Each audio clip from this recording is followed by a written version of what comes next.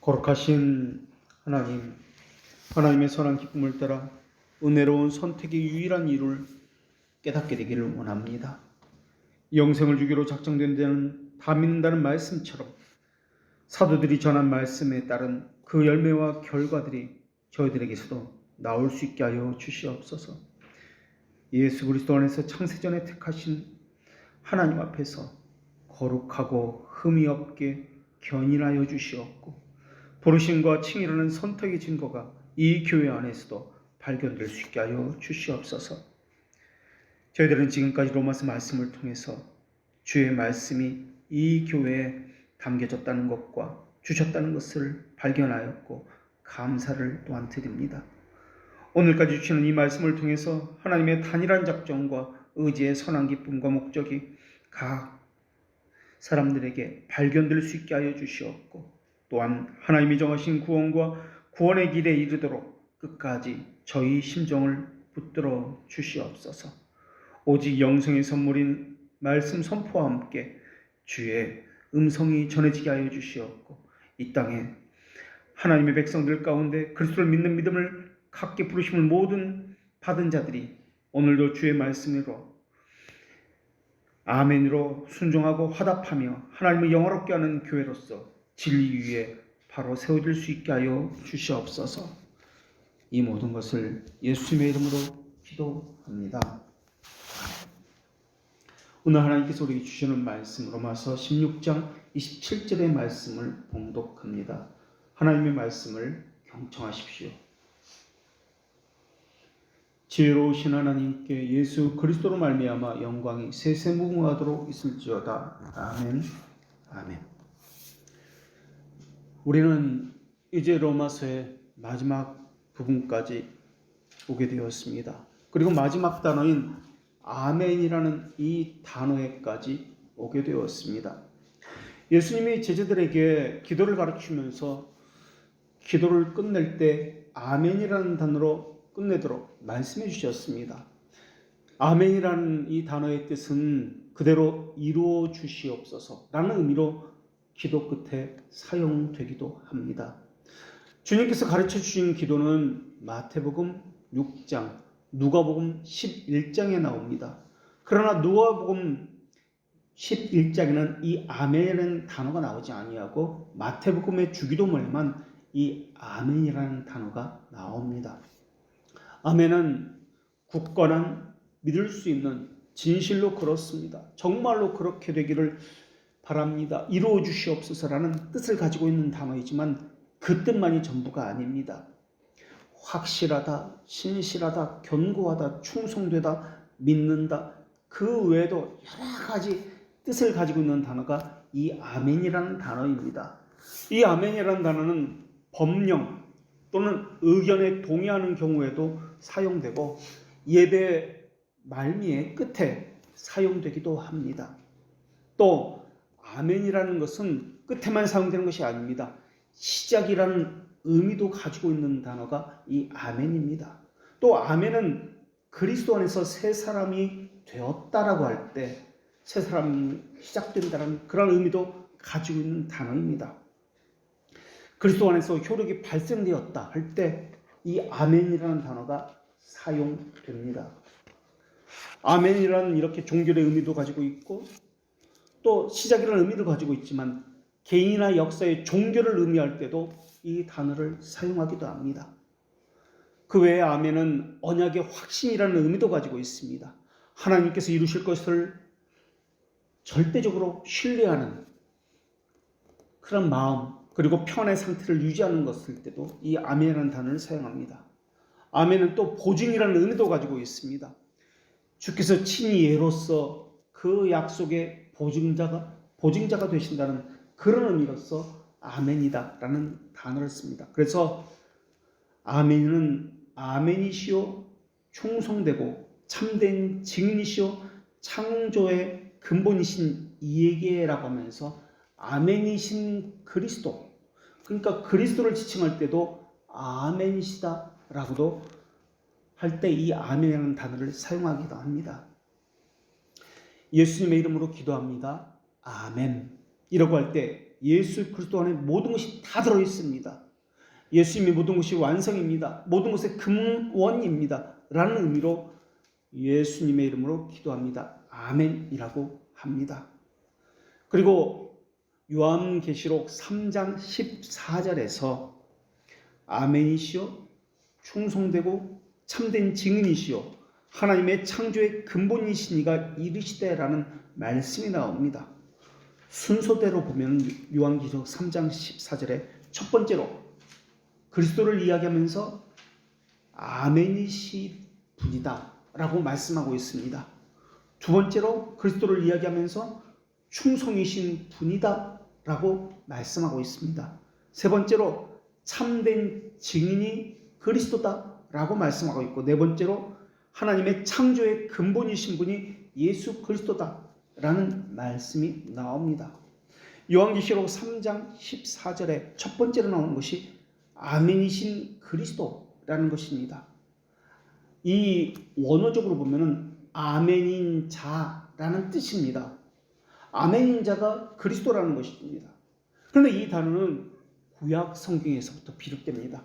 하나님의 칭호로 이사야 선지자가 이 단어를 사용합니다. 이사야 65장 16절에 이 단어를 70인 역에서는 진실한 하나님이라고 번역되었고, 영어 성경 NIV나 RSV 같은 영어 성경에는 이 아멘이신 그리스도를 진리의 하나님이라고 번역하였습니다. 그러니까 아멘이라는 이 단어에 포함되어 있는 것은 진실하십니다, 진리이십니다, 신실하십니다 라는 의미를 가지고 있다는 것을 우리가 알 수 있습니다. 요한계시록 3장 14절에서 라오디아 교회에 하신 말씀인데, 라오디아 교회가 진실하지 못하고 충성되지 못하고 진리를 가지지 못했고, 또 진리이신 그 하나님이신 예수님을 서로가 비교하면서 라오디아 교회에 진리가 없으며 충성되지 못했고, 이러한 것과 비교해서 진리이신 하나님, 충성되신 하나님, 그리고 진실한 하나님인 아멘이신 예수 그리스도를 비교하면서 전한 말씀입니다. 우리가 앞에서 살펴본 것 같이 로마서는 끝까지 예수 그리스도에게 영광을 돌리면서 예수 그리스도가 성부, 성령 하나님과 동일 본질이라는 것을 말씀하고 있습니다. 두 번째 요한계시록 3장 14절에 나오는 단어가 참되고 충성된 증인이다, 충성되고 참된 증인이다 라는 말씀입니다. 이 말씀도 아멘시오라는 것과 동일한 사상을 내포하고 있습니다. 아멘이라는 이 단어 속에 참되다, 진실로 그렇습니다 라는 의미가 포함되어 있기 때문에 예수 그리스도를 아멘이시오, 동시에 충성되고 참된 증인이다 라고 그렇게 말씀하고 있는 것입니다. 이 충성되고 참된 증인이라는 말은 인용을 요한계시록 1장 5절에서 인용하고 있습니다. 여기서 가져온 것입니다. 충성된 증인이라는 이 말씀에서 인용된 것인데, 계시록 서두에 보면은 1장 1절부터 성부 하나님에 대해서 어떤 분이다 설명을 합니다. 그 다음에 성령 하나님이 어떤 분이다에 대해서 설명을 합니다.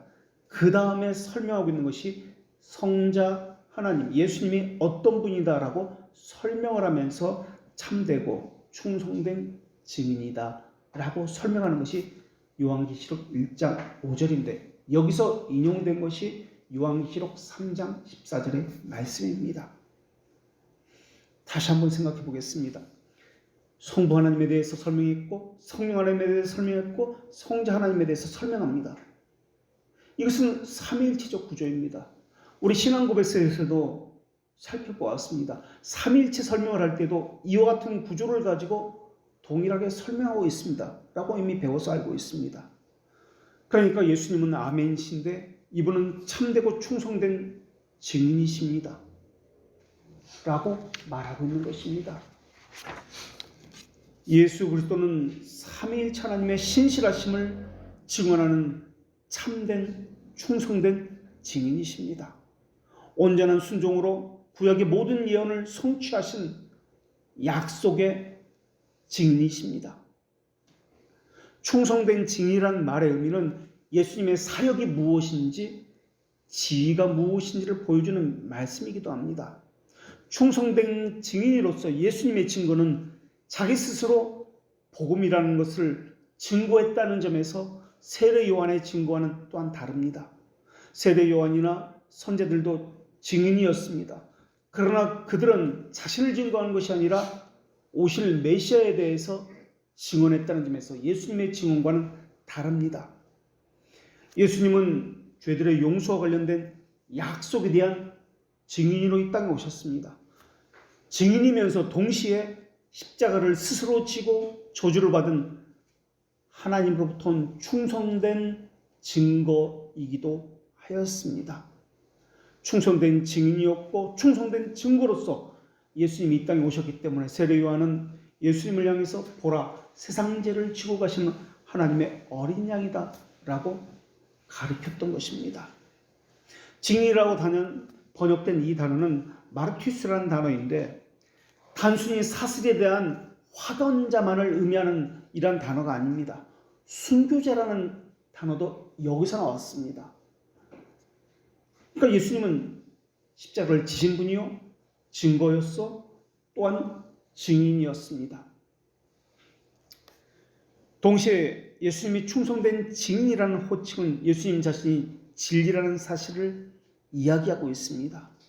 그리고 그 진리를 이루기 위해서 스스로 십자가를 지셨다는 것도 함축하고 있는 것이 충성되고 참된 증인이라는 이 단어입니다.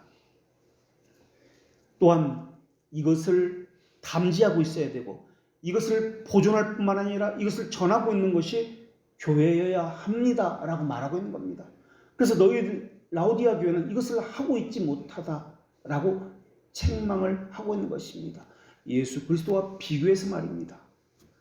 그 다음에 요한계시록 3장 14절에 세 번째로 나오는 이 구절이 창조의 근원이시다, 근본이시다, 하나님의 창조의 근본이시다라는 이 호칭입니다. 창조의 근본이라고 할 때 근본은 아르케라는 단어를 사용합니다.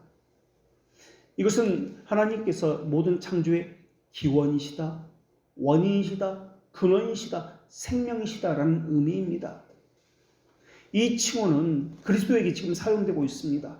그러니까 예수 그리스도는 하나님으로서 창조주십니다. 모든 것의 원인이십니다. 근원이십니다. 생명이십니다. 라고 지금 하고 있는 것이 하나님의 창조의 근본이신 이라고 하는 이 호칭입니다. 이 칭호는 그리스도의 다른 호칭인 알파와 오메가라는 호칭 가운데 알파에 해당되는 호칭이기도 합니다. 그런데 이 창조의 근본이라는 말을 가지고 초대교회 이단이었던 아리우스는 예수님께서는 피조물 가운데 처음이시다, 근본이라는 단어를 이렇게 해석했습니다. 그러나 성경에서 말하는 이 창조의 근본이라는 말의 의미는 예수 그리스도의 선제성, 그러니까 영원성을 이야기하는 것입니다. 또 아멘이라는 이 단어는 요한계시록 22장 20절에서 보듯이 내가 진실로라는 단어가 아멘이라는 단어입니다. 내가 진실로 속히 오리라. 아멘 주 예수여 어서 오시옵소서 라는 것에서도 보듯이 다시 오실 심판자 예수 그리스도의 신적 권세에 대한 영광의 신실성을 말하는 또한 단어이기도 합니다.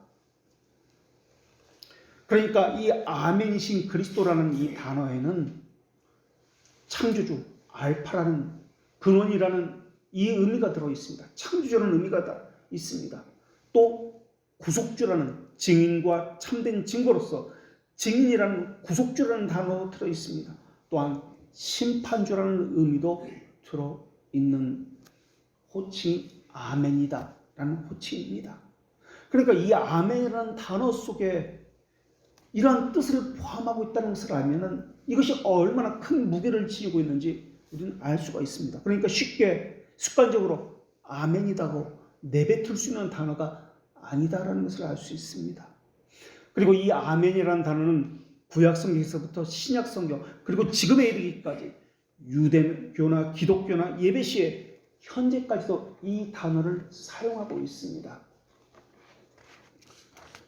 아멘은 하나님의 약속이 그리스도 안에서 성취되었다는 사실을 인정하고 하나님을 찬양한다는 의미도 담겨 있습니다.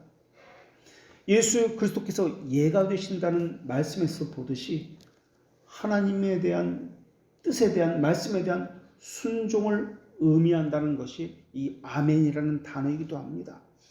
그러니까 성도들이 아멘으로 화답할 때 그리스도를 통해서 계시된 하나님의 말씀, 하나님의 뜻에 전적으로 저희들은 믿고 순종하겠습니다. 믿고 따르겠습니다 하고 순종을 고백하는 단어가 이 아멘이라는 단어입니다. 순종을 통해서 하나님을 영화롭게 하겠습니다.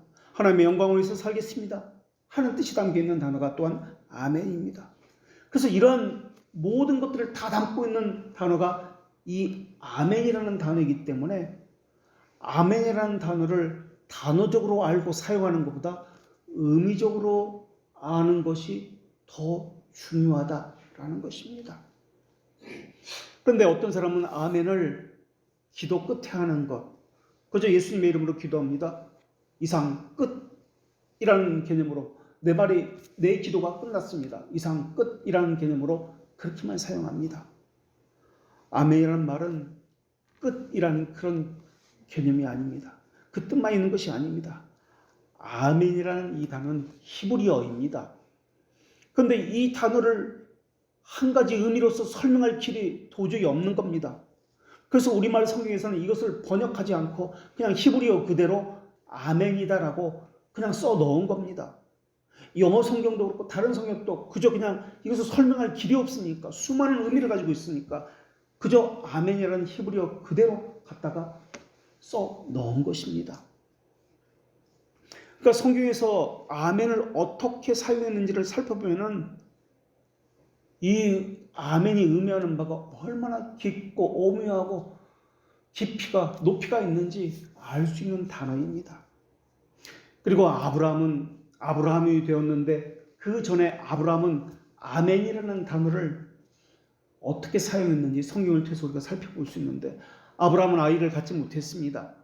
아브라함은 하나님 앞에 나아갈 때 자기 관심사를 가지고 하나님 앞에 나아갔습니다.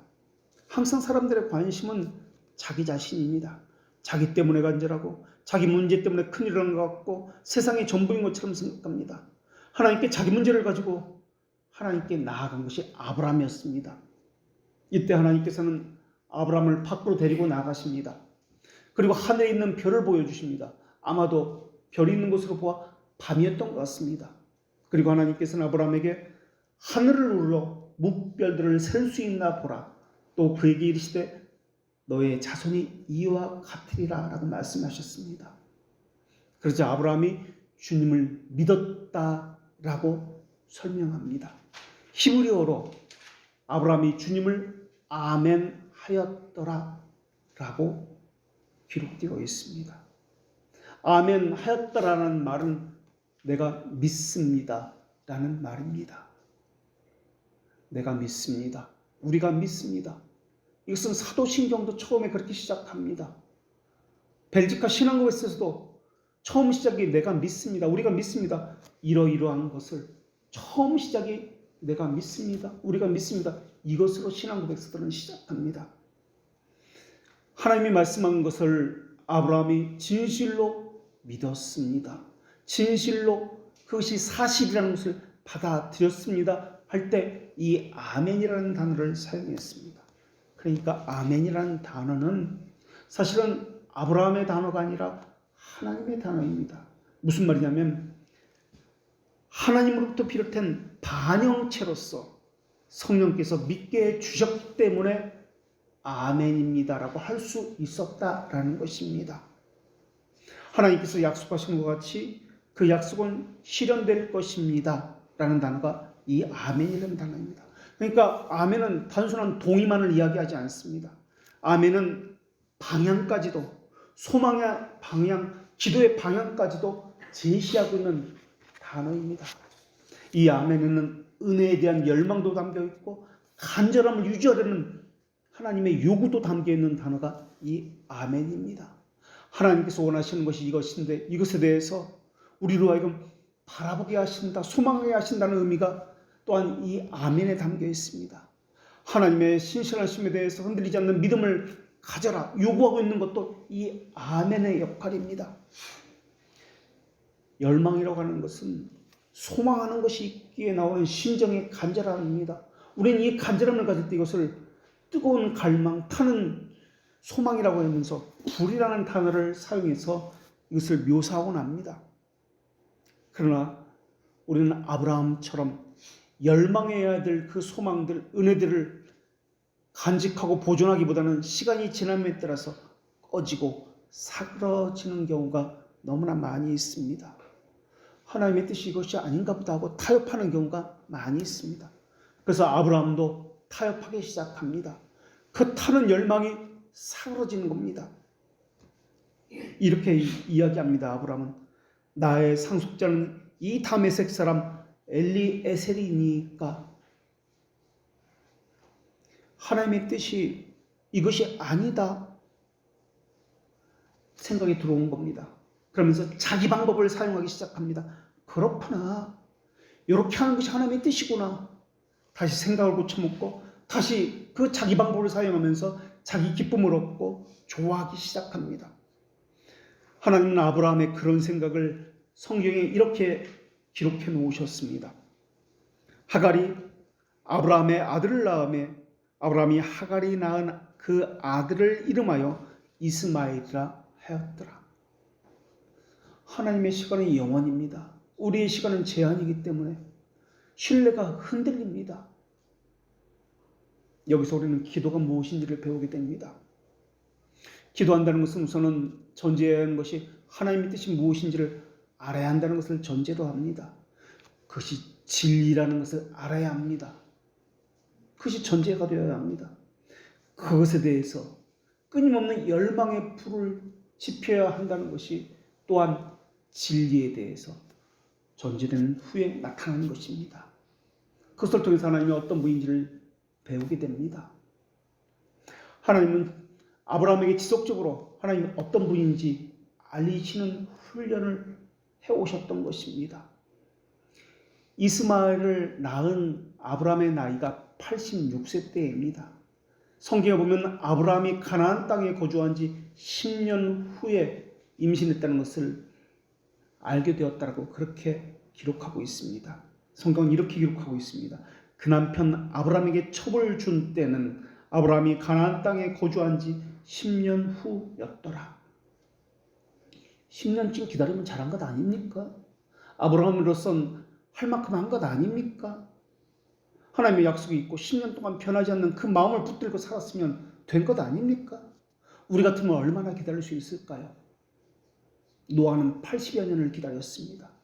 말이 10년이지 쉬운 것은 아닐 것입니다. 아브라함이 믿었다고 아멘이라고 했습니다. 하나님 말씀에 대해서 순종했습니다. 그런데 10년 후에 엘리에셀이 상속자입니까? 라고 묻기 시작합니다. 아브라함의 믿음이 흔들렸다는 것입니다. 의심이 들어와서 하나님의 뜻이 이것이 아니라 저것일까? 라고 자기 생각들을 말하기 시작했다라는 것입니다. 우리는 기도할 때 하나님의 약속을 붙들고 기도합니다.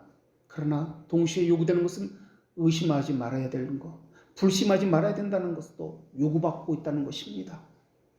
시편 42편 기자는 내 영혼아 내가 어찌하여 낭망하며 어찌하여 내 속에서 불안해하는고 너는 하나님을 바라라 라고 고백하고 있습니다. 흔들렸습니다. 아브라함도 불안해했습니다. 하나님을 바라보는 그 시각의 상황과 현실을 바라보기 시작했습니다. 자신의 믿음이 견고해지고 사람들은 자신을 의심하지 않는다라고 주장하는 사람들이 있습니다. 그러나 사람이라면 그럴 수가 없습니다. 그래서 기도라고 하는 것은 나의 간절함을 붙드는 것이 아니라 그리스도와 그 언약을 붙드는 것입니다. 다시 말하면 하나님의 자비하심을 붙드는 것이 기도입니다. 그런데 사람들은 하나님의 언약과 하나님의 자비하심을 붙들지 아니하고 자신의 간절함, 자신의 상황을 붙들고 기도합니다. 사람이 가진 믿음은 아무리 참된 믿음이라도 이 땅에서는 불완전하고 언제든지 의심이 함께 들어오게 되어 있습니다. 의심이 없다고 느끼는 것, 나는 절대 순종하겠습니다라고 하는 것, 이것은 믿음이 가득 차 있는 것이 아니라 착각으로 가득 차 있다는 뜻입니다. 의심하고 괴로워하고 불안해하고 흔들리는 것, 이것은 정상입니다. 그러면서도 포기하거나 낙담함으로 끝내는 것이 아닙니다. 왜냐하면 내가 하나님을 붙드는 것이 아니라 하나님이 우리를 붙들고 있기 때문에 그 사람은 반드시 이렇게 고백합니다. 내가 믿음이 없나이다. 나의 믿음 없음을 도와주소서. 간절하게 울부짖게 됩니다. 왜냐하면 하나님께서 그 심정의 말씀을 통해서 하나님께서 붙들으셨다는 것을 그에게 보여주시기 때문에 그렇습니다. 성령께서 결코 절망 가운데 버리도록 내버려두지 않기 때문에 그런 것입니다. 그래서 하나님의 영광을 바라보고 자극받도록 하십니다. 하나님의 자비함을 사모하도록 기도하게 하시는 것입니다. 물과 불이 서로 만나지만은 불은 결코 꺼지지 않습니다. 우리 보기에는 불은 꺼졌다 생각되지만은 하나님께서 믿음의 불씨를 남겨두셔서 말씀의 불쏘시기를 보내서 그 불이 다시 헐헐 타오르게 만드십니다. 믿음의 불이 마음에서 헐헐 타올라 의심의 물을 다 불태워버릴 때까지 믿음의 불은 지속적으로 타오르게 하십니다.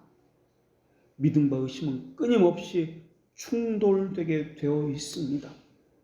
믿음이 불완전하기 때문이 아니라 하나님께 주신 믿음은 완전한데 우리 육체가 불완전하고 우리 안에 가지고 있는 죄의 잔재가 의심으로 몰아가기 때문에 우리가 가진 믿음이 불완전하게 보이는 것입니다. 믿음의 불은 하나님의 자비하심에 대해서 굶주리는 사자와 같이 울부짖게 됩니다. 간절함을 가지고 하나님의 자비하심을 내려달라고 타는 목마름으로 생명의 물을 찾게 하는 것이 믿음이 하는 일입니다. 하나님은 은혜의 도구를 통해서 이러한 것을 배우고 훈련시키시는 분이십니다. 그렇기 때문에 게으름은 자기 사랑의 또 다른 이름입니다.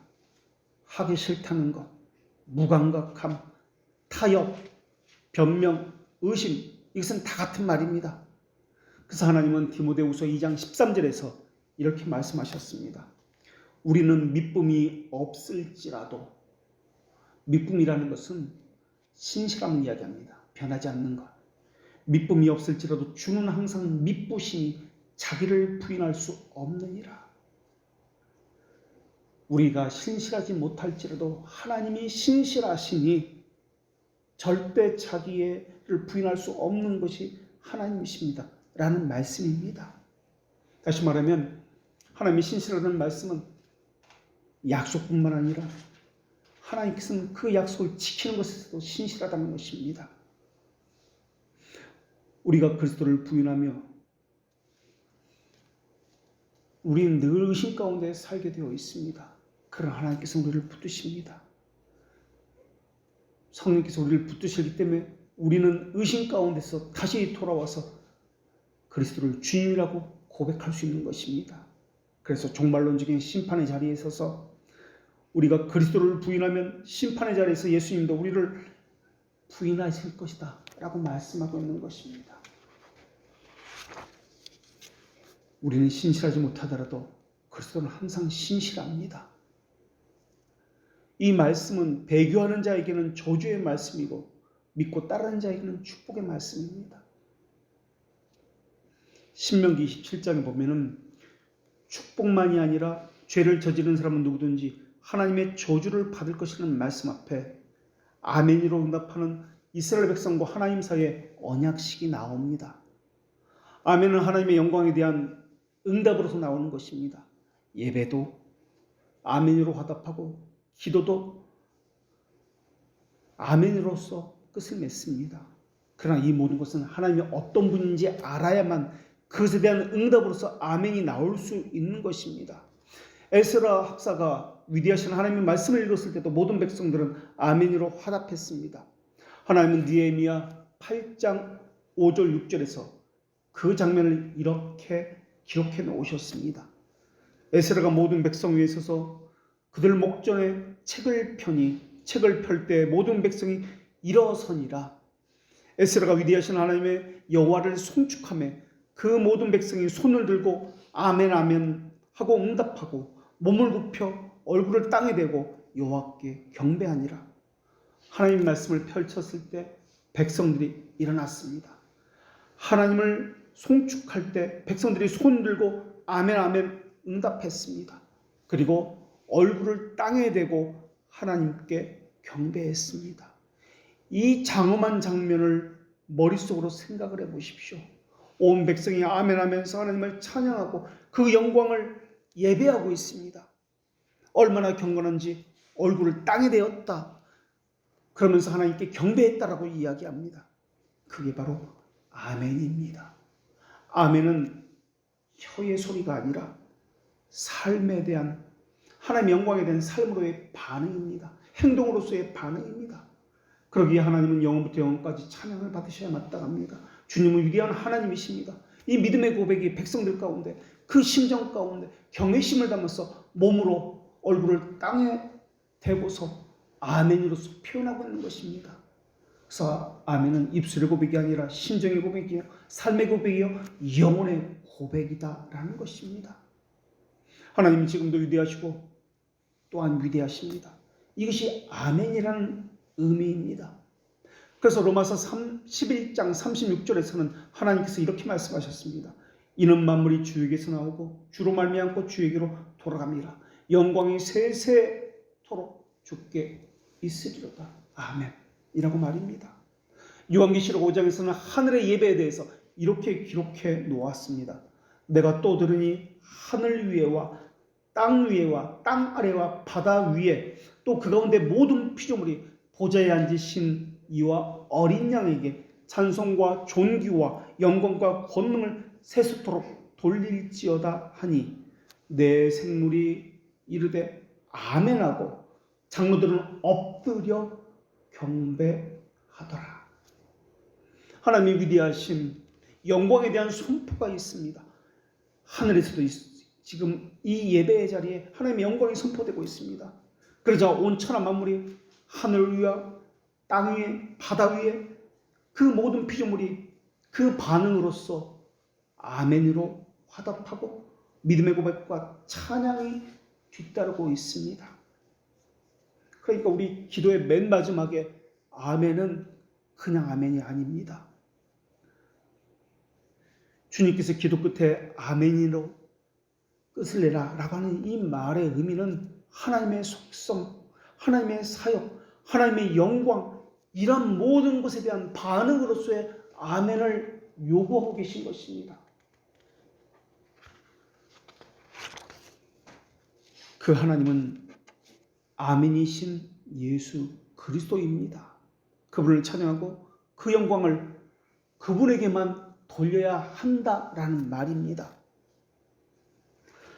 하나님께 찬양하거나 예배 후에 기도한 후에 아멘이라고 말을 할 때 나는 진실하신 하나님을 믿습니다. 나는 하나님의 영광을 찬양하고 예배합니다라고 아멘이라는 단어 속에 이 모든 것들이 다 들어가 있는 겁니다. 그러니까 아멘이라는 이 말 속에는 나의 모든 전 신앙 고백이 담겨 있다는 것이고 나의 삶의 모든 행위가 담겨 있다는 뜻이고 행위로서 하나님의 영광을 찬양하고 또한 영광에 반응하는 자로서 그 자리에 있습니다라는 것이 이 아멘이라는 단어입니다. 이방인의 기도는 단지 간청과 요구만 있습니다. 자신의 상황과 갈급함만 가지고 이야기하는 것이 이방인의 기도입니다.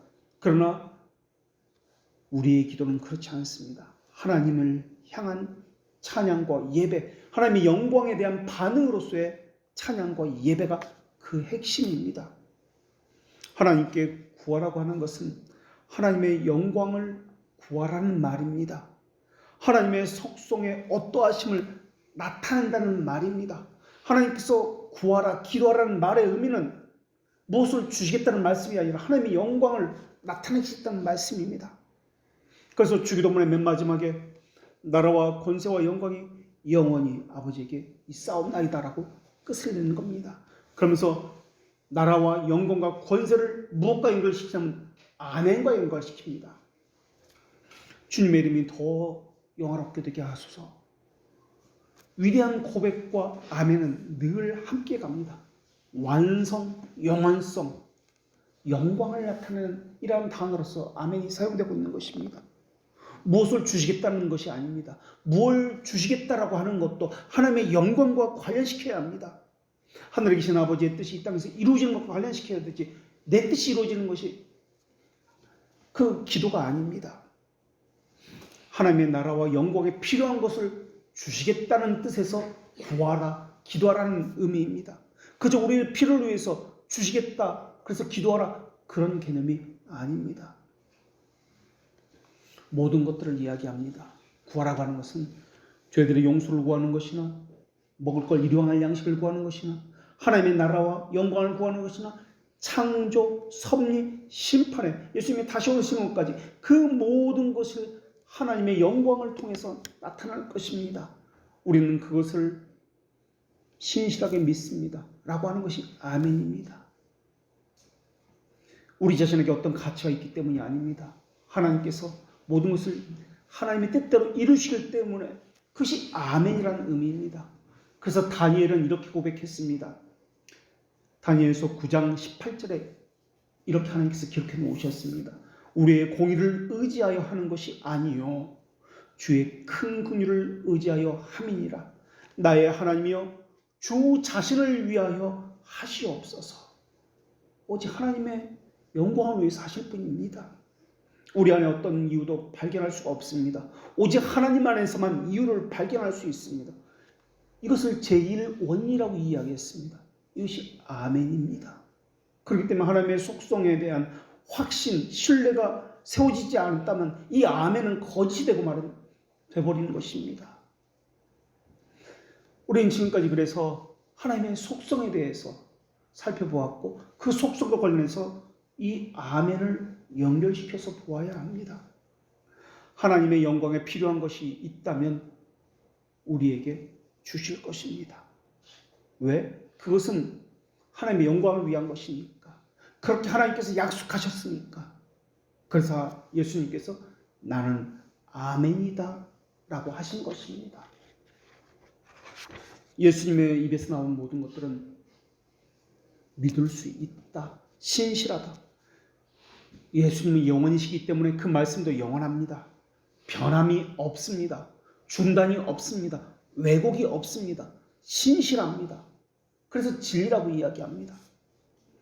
우리 몸은 지금도 세포가 죽었다가 다시 살았다가 합니다. 세포는 새로 생겨난 세포는 3달 만에 죽습니다. 이것이 우리 몸에서 계속 반복되고 있습니다. 3달 만에 세포가 살았다, 3달 살았다, 죽고 다시 새로운 것이 세포가 살아납니다. 새로 생겨나는 것보다 죽은 것이 더 많아지면 노화된다, 늙어간다라고 이야기하고 마침내는 죽습니다. 세포가 죽지 아니하고 변형이 되거나 이렇게 다른 것으로 왜곡되면은 이것을 염증이라고 이야기하고 이것을 암이라고 이야기합니다. 사람에게는 이렇게 중단이 있고 변형이 있고 변함이 있습니다. 새로 태어나고 죽고 변화되고 하는 것이 우리 지상에서의 삶입니다. 그러나 앞으로는 일용할 양식을 더 이상 구하지 않아도 될 때가 올 것입니다. 죄들의 용서를, 구원을 더 이상 요청할 필요가 없는 날이 올 것입니다. 그때는 우리의 눈물과 한숨은 모두 지워질 것입니다.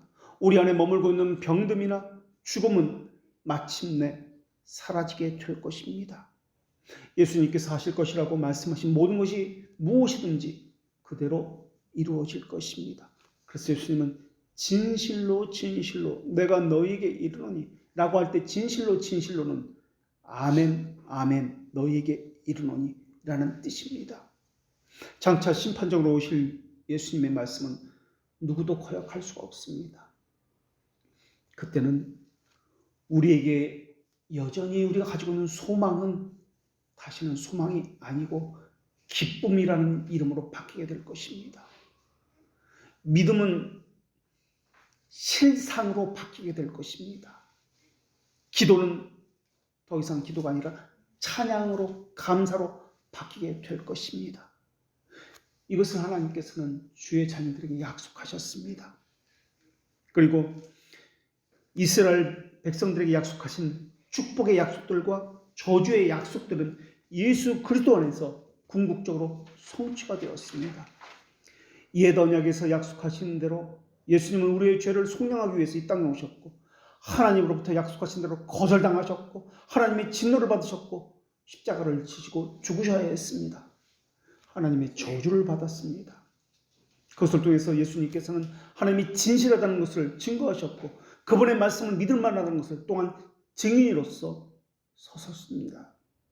하나님의 약속은 얼마든지 그리스도 안에서 이해가 된다. 그런지 그로 말미암아 우리가 아멘하여 하나님께 영광을 돌리게 됐느니라 라는 그 말씀이 이루어진 것입니다. 하나님이 이루실 완성된 나라에서는 더 이상 간구, 요청, 간절함, 이것은 더 이상 없게 될 것입니다. 그때 우리는 만족할 것입니다. 그때는 하나님을 찬송하는 것만 있게 될 것입니다. 그때는 누구든지 하나님의 영광을 볼 수 있을 것입니다. 하나님의 자녀는 하나님의 공의의 영광을 보시고, 불신자들은 하나님의 정의로운 심판대 앞에서 정의의 영광을 보게 될 것입니다. 하나님의 말씀 모든 것이 진실합니다. 주님께서는 일용할 양식을 약속하셨습니다.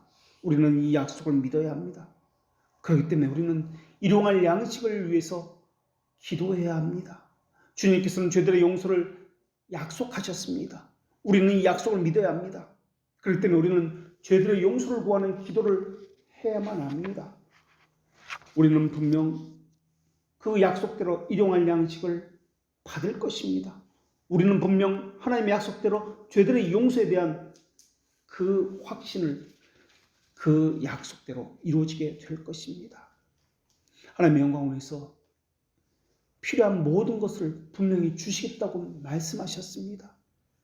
그리고 그 약속이 진실하다는 것을 아멘이신 예수 그리스도께서 보증하셨고, 또한 진실하다는 것을 확증하신 것이 성령이십니다. 하나님께서 아멘이라고 우리에게 말씀하셨습니다. 내가 진실하다, 내가 충성되다, 예수 그리스도께서 충성된 증인으로서, 참된 증인으로서 우리에게 말씀하는 것처럼 하나님의 자녀는 그 대해서 아멘으로 또한 응답하며 신뢰합니다라고 고백하게 되어 있습니다. 구하여도 받지 못하면 정욕으로 쓰려고 잘못 구하기 때문이라. 하나님은 구하지 않아도 우리가 필요한 것이 무엇인지를 알고 계십니다. 그러나 하나님께서는 구하라고 말씀하셨습니다. 구하는 방식인 기도를 통해서 하나님께서 아멘으로 응답하겠다고 하셨기 때문에 우리는 구하는 방식을 통해서 하나님께 구해야 합니다. 주님의 이름이 거룩히 여김을 받으시고 주님의 나라가 임하게 하시고 주님의 뜻이 하늘에서 이룬 것처럼 이 땅에서도 이루어지게 하시옵소서. 우리는 구해야 합니다. 나라와 권세와 영광이 영원히 아버지께 있사옵나이다. 이 모든 것은 하나님 중심적인 것입니다. 자기를 만약에 중심에 놓는다면 그것은 잘못된 신앙입니다. 자랑, 교만, 이기심, 게으름, 정욕, 세상과 버타고 사는 것, 이것은 모두 자기를 중심에 놓고 살아가는 삶의 양태들입니다. 아멘은 하나님으로부터 나와서 하나님으로 말미암아 하나님께 돌아갑니다. 단지 우리는 하나님의 그 반영체로서, 하나님의 형상을 입은 자로서 아멘을 받아서 하나님께로부터 모든 것이 왔습니다. 인정하고 인지하는 것 외에는 없습니다. 그럼 우리는 이렇게 자주 기도합니다. 하나님이 우리에게 이렇게 주시면 우리가 주님을 더 잘 섬기겠습니다. 하나님께서 우리에게 이렇게 주시면 더욱 하나님의 영광을 위해서 살겠습니다. 이것은 이기심을 포장한 기도입니다. 하나님은 결코 그런 자들에게 자신을 내어주지 않습니다. 우리가 구하는 것은 무엇이든지 그 중심에는 우리가 아니라 하나님이 계셔야 합니다. 바울의 병낫기를 간구했습니다.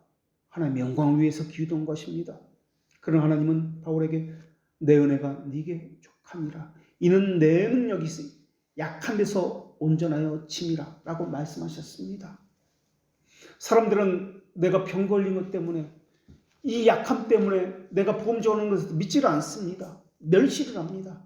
그런데 하나님은 내 능력이 약한 데서 온전하여 치밀하라고 말씀하십니다. 그러자 바울이 이렇게 고백합니다. 이러므로 도리어 내가 크게 기뻐함으로 나의 여러 약한 것들에 대하여 자랑하리니 이는 그리스도의 능력이 내게 머물게 하려 함이라. 그 그리스도의 능력이 내가 약한데 머문다라고 하고 있습니다. 하나님의 영광은 우리의 자랑, 우리에게서 나오는 것이 아닙니다. 우리의 의지와 힘에서 나오는 것이 아닙니다. 중심에는 바울이 있었던 것이 아니라 오직 하나님만이 계셔야 했던 것입니다. 그렇기 때문에 우리의 가장 큰 관심은 우리 자신이 아니라 오직 하나님의 영광이어야 합니다. 그것이 아멘이기 때문에 그렇습니다. 그래서 신자는 무엇을 가졌기 때문에 기뻐하는 것이 아니라 존재 자체로 기뻐하고 하나님의 영광이 거기에 있기를 기뻐하는 사람이 신자의 삶입니다. 불신자라 할지라도 하나님에 대한 개념이 없는 사람이라 할지라도 인간의 양심 속에는 탁월한 심판자에 대한 개념이 누구든지 다 있습니다. 사람은 누구든지 공정한 심판자라는 개념이 있습니다. 그래서 일률적으로 모두에게 똑같은 상을 주는 것이 아니라 잘한 자에게는 상을 주고 잘못한 자에게는 벌을 주어야 한다는 이 생각을 가지고 있습니다. 인간 마음속에는 선과 악에 대한 개념도 가지고 있습니다. 모든 나라에 공통적으로 법률이 이것을 입증해주고 있습니다. 이 법들은 인간 사회를 유지하기 위해서 미덕을 격려하고 악행을 금하는 법률입니다. 인간의 양심은 작용과 반추 속에서 이렇게 하나님의 존재와 속성을 믿지 않는 자들이라도 반영하고 있습니다. 그래서 하나님은 이방인이 본성으로 율법의 일을 행한다라고 말씀하신 것입니다. 사람은 누구든지 선을 기뻐하고 악은 두려워합니다. 이성이 강해질수록 양심의 채찍질은 더 날카롭게 자기 자신을 아프게 합니다. 사람마다 선과 악의 기준이 달라서 그렇지 사람은 누구든지 자기가 생각하는 선이라는 것을 따라가기를 좋아합니다. 모든 사람은 자기 안에 새겨진 양심의 법을 따라서 그렇게 살아가고 있습니다. 그러나 신자 안에 새겨진 법은 사람이 자기가 만든 선과 악이라는 그 개념의 법이 아니라 하나님이 새겨놓으신 하나님의 법입니다. 원래 사람은 그렇게 지어진 존재이기 때문에 그렇습니다. 타락하여 잃어버린 하나님의 법을 신자는 다시 되찾은 사람입니다. 그래서 법 없는 사람처럼 하지 아니하고 하나님의 법을 따라 행하는 사람들이 신자라 불리는 사람들입니다. 그 법의 중심에는 하나님의 영광이 있습니다. 아멘은 하나님의 영광을 따라 그 법대로 행하도록 그렇게 요구하고 있습니다. 홀로 기이한 일을 행하시는 여호와 하나님, 곧 이스라엘의 하나님을 찬송하는 것이 바로 존재 이유입니다. 바다의 설렘과 물결의 흔들림과 만민의 소요까지 진정시키는 분이 하나님이십니다. 일삭과 월삭과 국가의 변동들과 시대의 징표들과 자연의 징조들까지 계획하시고 다스리는 분이 하나님이십니다. 그래서 하나님 시편 기자를 통해서 이렇게 말씀하셨습니다. 내가 시초부터 종말을 알리며 아직 이루지 아니한 것을 예적부터 보이고 이르기를 나의 뜻이 설 것이니 내가 나의 기뻐하는 것을 모두 이루리라 하였노라. 세상의 모든 것을 보존하고 다스리며 자기 뜻대로 자신의 목적을 이루시는 분이 하나님이십니다. 과거, 현재, 미래 모든 일을 세우시고 이루시는 분도 하나님이십니다. 하늘을 세우시고 기초를 놓으시고 이 땅을 다스리는 분이 하나님이십니다. 그런 하나님에게 우리의 고민은 그것을 이루시는 것은 일도 아닐 것입니다. 그것은 하나님의 능력이라고 할 수 없을 정도로 너무 쉬운 일일 것입니다. 그런데 사람들은 하나님의 보좌에 바알을 앉혀놓고 있습니다. 자기 자신을 앉혀놓고 있습니다. 하나님을 대적하는 수많은 전통들을 만들어냈습니다. 그것으로 하나님의 말씀의 권위를 손상시켰고 하나님을 대적했습니다. 그런데 하나님은 그러한 이스라엘 백성들에게 인내심을 가지고 오랫동안 기다려주셨습니다. 그러면서 하나님 이스라엘 백성들을 복음을 가장 먼저 받은 자를 택해 주셨고 다른 민족보다 더 특별하게 대우해 주셨습니다. 이스라엘 백성들은 그런데도 불구하고 하나님의 종들과 선지자들을 모욕했습니다. 그들을 죽였습니다. 그럴지라도 하나님은 참고 그들이 돌이키기를 기다려 주셨습니다. 이스라엘 백성은 더 나아가서 하나님의 아들 구속자를 죽였습니다. 구속자를 죽였는데도 불구하고 하나님은 이스라엘 백성을 버리지 아니하고 기다려 주셨습니다. 사도들을 보내주셨습니다. 이스라엘 백성들을 마음을 이끌어 구원의 교례를 선포해 주신 것입니다. 그러나 사도들도 이스라엘 백성들은 죽였습니다. 하나님은 이스라엘 백성들에게 일체 오래 참으심으로 기다려 주셨습니다. 그 이스라엘 백성은 누구입니까? 지금까지도 참고 계시는 하나님, 참고 기다리시는 세월이 구약시대부터 지금까지 계속되고 있습니다. 이스라엘 백성에게만 해당되는 것입니까? 아닙니다. 하나님의 영광을 위해서 창조된 우리가 하나님의 영광을 대적하고 자기 영광을 위해서 지금도 살고 있습니다. 하나님의 참으심은 지금도 계속되고 있습니다. 이미 오래전에 하나님의 진노를 받아서 진리게 져야 마땅합니다. 머릿속에 기어다니는 그 일을 찾아서 하나하나 손톱으로 눌러 죽이듯이 그렇게 죽일 수 있는 그보다 더 못한 존재가 우리들입니다. 그런데도 심판을 내리시기 이전에 그 명령을 하시기 이전에 먼저 경고의 말씀을 보내주시는 분이 하나님의 자비하심입니다. 하나님은 흥분해서 갑자기 성급하게 벌을 내리시는 분이 아닙니다. 벌을 내리시기 전에 여러 가지 상황 가운데서 말씀해 주십니다. 우리의 환경과 여러 가지 고난과 어려움을 통해서 그들을 치시기 전에 사역자를 통해서 말씀을 보내주십니다. 진노가 부어지기 전에 먼저 말씀을 보내주셨고 그것도 진노가 없는 것처럼 너무나 오랫동안 참고 또 참고 기다려주시며 돌이키를 원하시는 분이 하나님이십니다. 하늘이 열려서 세상 위에 홍수가 퍼붓기 전에 하나님은 타락한 이 세상을 심판하겠다 한 이후에도 80년 이상이나 기다려주셨습니다. 사람들이 돌아오기를 참고 기다리셨던 것입니다. 하나님의 모든 성품은 찬양받기에 합당합니다. 그런데도 하나님의 진리를 거짓 것으로 바꾸고 피조물을 창조주보다 더 경배하고 섬기고 있었던 것이 사람이었습니다. 그럴지라도 참고 기다려주셨습니다. 세상에 썩어질 그 우상들을, 물질들을 하나님의 보좌에 앉힌 것은 사람이었습니다. 주는 영원히 찬송받으실 분이었는데도 불구하고 아민이신 그리스도는 오히려 업신여김을 당했고 멸시를 받았고 그 은혜의 보좌 위에 우상을 올려놓았습니다. 만물 위에 계셔서 세세 찬양받으실 하나님이신데도 오히려 그리스도는 사람 아래 짓밟히게 하셨고 모욕과 침뱉음과 채찍을 맞게 하셨습니다. 평강의 하나님이 너희 모든 사람과 함께 할지어다 아멘 이라는 이 말씀을 성취시키기 위해서 그리스도는 스스로 하나님이라는 영광을 버리고 이 땅에 오셨습니다.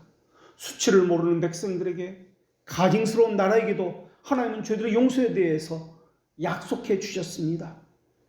욥기 34장 14절에서는 이렇게 말씀하고 있습니다. 하나님은 한 번 말씀하시고 다시 말씀하시되 사람은 관심이 없도다. 하나님의 말씀을 듣긴 들어도 관심이 없습니다. 계속 놓쳐버립니다. 흘려버립니다. 계속해서 우상을 섬기고 하나님의 보좌에 다른 것을 올려놓고 있습니다. 요한계시록 맨 마지막 말씀이 무엇이냐면 주 예수의 은혜가 모든 자에게 있을지어다 아멘이라는 말씀으로 성경은 끝을 냅니다. 하나님의 말씀이 아멘으로 끝을 냈다라고 하는 것은 모든 하나님의 말씀이 이루어진다는 뜻입니다. 심판주로서 하나님의 모든 말씀은 늘 이룰 것이다. 그가 아니라 이루어진다라는 말씀으로 끝을 맺습니다. 하나님이 보내신 평안이 멸시를 받고 헛되이 돌아와서 하나님의 진노에게 보복해달라고 탄원을 내리고 있습니다. 하나님 마지막까지 하나님 말씀을 보내셔서 자기 발에 티끌을 흔들어 떠나시기 전에도 먼저 평안을 제시하시는 분이 하나님이십니다. 성경 맨 마지막에 모든 것이 이루어져 심판을 이룰 것이라는 그 말씀 아멘이 있기 바로 전에 그 말씀이 모든 자에게 은혜가 있을지어다 라는 말씀입니다. 그리고 아멘이 나옵니다. 주 예수의 은혜가 모든 자에게 있을지어다 라는 말씀이 무엇입니까? 죄들의 용서를 말씀하는 것 아니겠습니까? 죄들의 용서를 받고 순종의 전가를 받아서 하나님의 진노의 심판을 면하라, 끝까지 자비하심을 보인 것 아닙니까? 니느웨를 위협하는 파멸의 예언이 있었습니다. 그런데 니느웨의 회개로 말미암아 이 심판의 예언은 헛된 것으로 만들어버렸습니다. 그것이 하나님의 은혜로움 아닙니까? 하나님은 분노의 화살을 쏘기 위해서 화살을 준비하고 계시는 동안에도 여전히 화살을 내려놓고 화살 끝을 둔하게 만들 이유와 상황을 기다리고 계십니다. 하나님이 주무신다고 왜 나를 도와주지 않느냐고 불평하고 원망하는 자들에게 회개할 기회를 주시고 그 모든 모욕을 참고 계신 분이 하나님이십니다. 하나님을 섬긴다고 하면서 우상을 섬기는 그들에게 여전히 하나님은 참고 돌이키기를 바라고 계십니다. 아멘이란 이 단어 속에서도 심판만이 아니라 오히려 심판보다 더 놀라우신 하나님의 자비하심과 오래 참으심의 성품을 볼 수가 있습니다. 신앙고백서 1장에 나타난 유일하고 단일하신 하나님의 존재와 속성, 맨 마지막 신앙고백인 심판에 이르기까지 이 요한계시록 맨 마지막 절을 가지고도 그대로 담고 있다는 것을 볼 수 있습니다. 마침내 아멘이라는 단어를 하기까지 얼마나 하나님은 자비로우시고 은혜로우시고 기다려주신지 모릅니다. 모든 것을 품고 잉태하고 하나님의 모든 말씀이 실제 성취로 나타나는 것이 아멘입니다. 아멘이라는 단어는 그래서 과거, 현재, 미래까지 모든 것을 품고 있습니다. 그러니까 사람의 측면에서만 보지 말고 하나님의 측면은 영혼에서 이것을 보자라는 것입니다. 주께서는 인생이 고생하게 하시고 근심하게 하는 것이 본심이 아니라고 말씀하셨습니다. 오히려 하나님은 모든 좋은 선물이 은사가 흘러넘치게 하는 기반이라고 말씀해 주셨습니다. 이제 하나님은 심판을 행하기 위해서 자리에 서셨습니다.